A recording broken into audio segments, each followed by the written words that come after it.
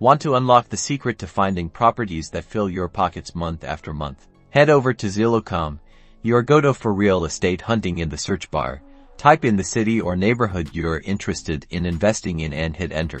Once the map loads, click on the filters button located near the top of the screen. This is where the magic happens. First, under listing type, make sure you select for sale to only view properties currently available. Now, specify your ideal property type, like single-family homes, condos, or townhomes. Set a minimum number of beds and baths that will attract tenants. I am setting my minimum to 2 beds and 1 bath. Next, set your price range. Be realistic about your budget and the potential rental income in your chosen area. I am setting my max price to $250,000. Now, scroll down in the filter menu and click more. Look for the keywords section. This is crucial.